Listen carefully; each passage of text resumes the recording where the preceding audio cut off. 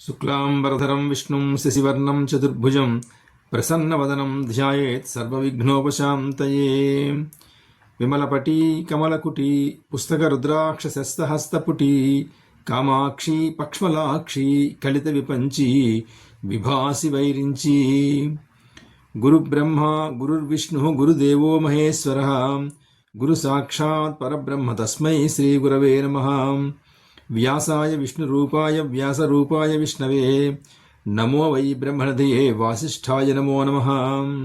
శాంతాకారం భుజగశయనం పద్మనాభం సురేశం విశ్వాధారం గగనసదృశం మేఘవర్ణం శుభాంగం లక్ష్మీకాంతం కమలనయనం యోగిహృద్యానగమ్యం వందే విష్ణుం భవభయహరం సర్వలోకైకనాథం. హరి ఓం తత్సత్.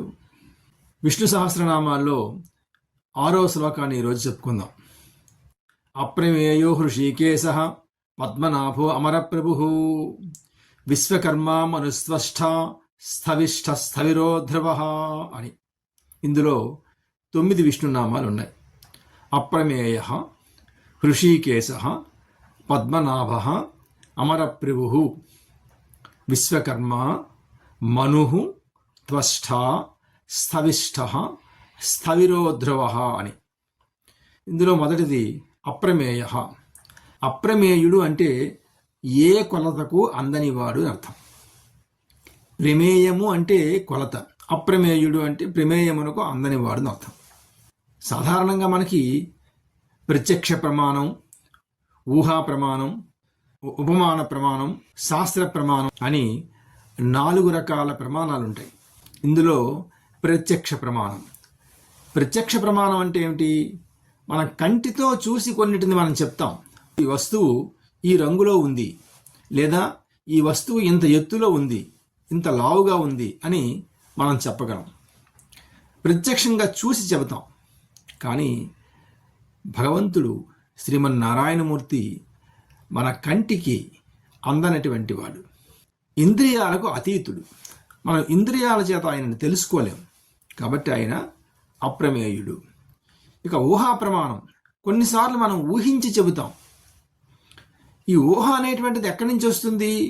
మన ఆలోచనల నుంచి వస్తుంది. మన ఆలోచనలు మనకి ఈ భౌతిక లోకంతో ఎంతవరకు సంబంధం ఉందో ఆ సంబంధం మేరకు మన ఆలోచనలు ఉంటాయి. ఆయన ఈ భౌతికమైనటువంటి ప్రపంచానికి అతీతంగా ఉంటాడు. ఆయన ఊహించి కూడా మనం చెప్పలేం. ఉపమాన ప్రమాణము. కొన్నిసార్లు మనం ఇదిగో ఈ వస్తువు దీని వలె ఉంది అని మనం పోల్చి చెబుతూ ఉంటాం. కానీ ఈ ఉపమానిస్తున్నటువంటి వస్తువు, ఉపమానిస్తున్నటువంటి మనము కూడా ఆయనలో ఉన్నవాళ్ళం. కాబట్టి ఆయనను ఏ ఉపమానం చేత మనం కొలవలేము. అంచేత ఉపమాన ప్రమాణాన్ని కూడా ఆయన అందడు. కాబట్టి ఆయన అప్రమేయుడు. ఇక శాస్త్ర ప్రమాణం అని వేరొక ప్రమాణం ఉంది.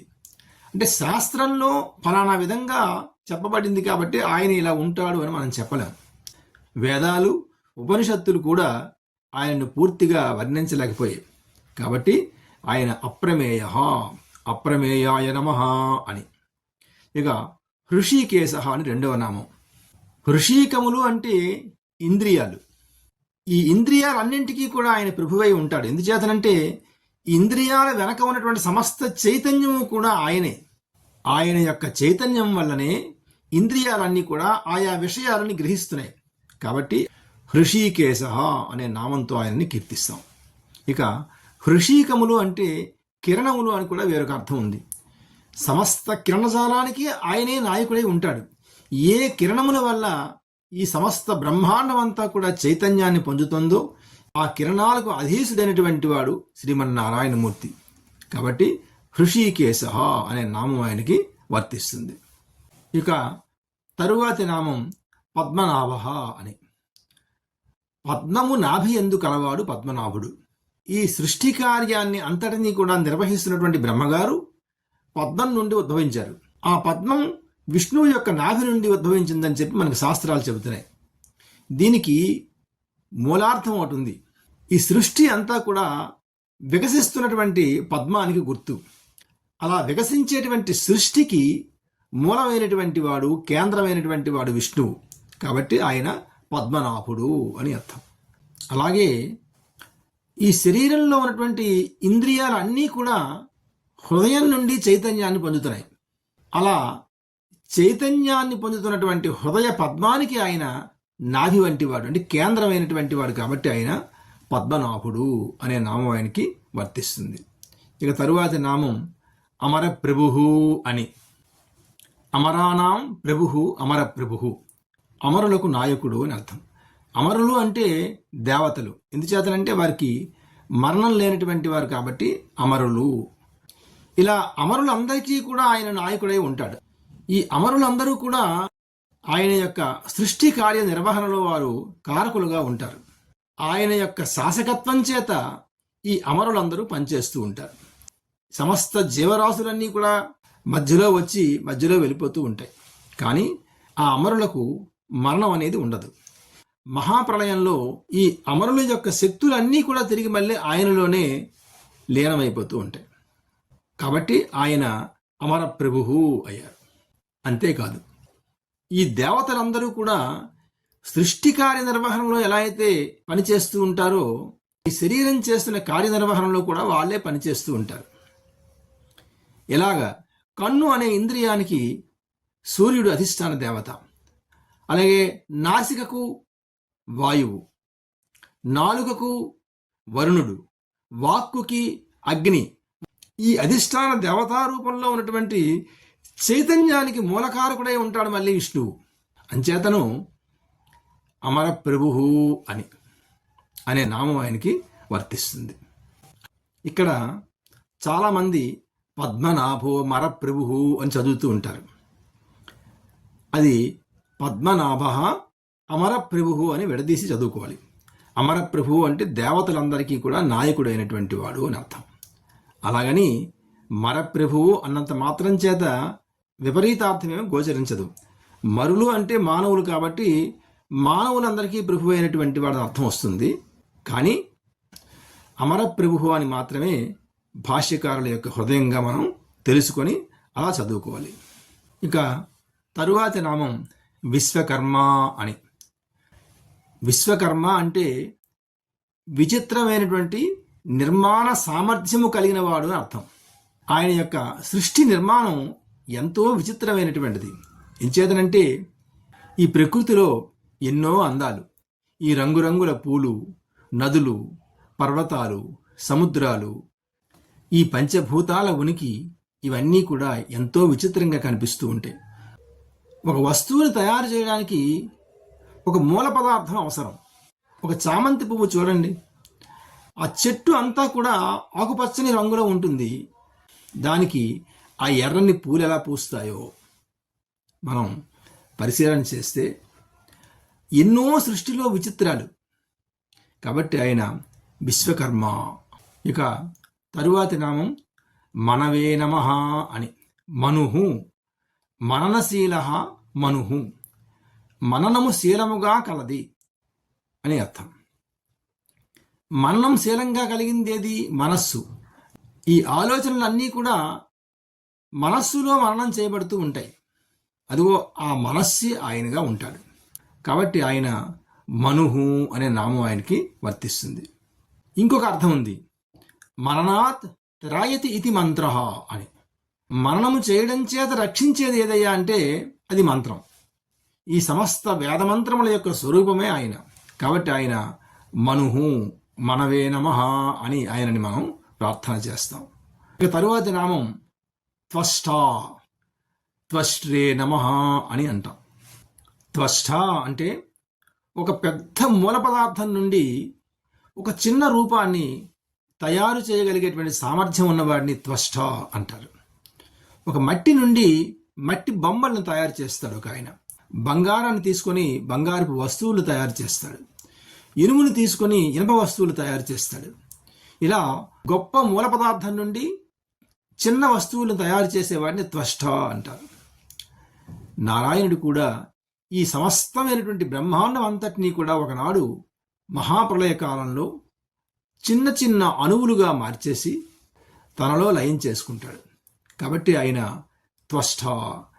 ఆయన యొక్క సృష్టిలోనే చూడండి, ఒక విశాలమైనటువంటి పెద్ద మర్రి చెట్టుని మనం చూస్తాం. అంత పెద్ద మర్రి చెట్టుని ఒక చిన్న విత్తనంలో దాచగలుగుతున్నాడు.